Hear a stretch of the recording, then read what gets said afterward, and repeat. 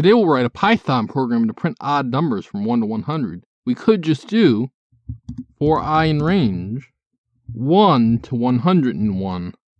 101 because range stops one short of the second argument. Inside the loop, filter on just odd numbers. So if I mod 2 doesn't equal 0, meaning you get a remainder when you divide this number by 2, so it's odd, then print I. If we run this code, you'll see the odd numbers from 1 to 100 printed. You've done a bit of extra work though, as the even numbers from 1 to 100 don't change on multiple runs of the code, so we can just determine where they are with our code and never touch them.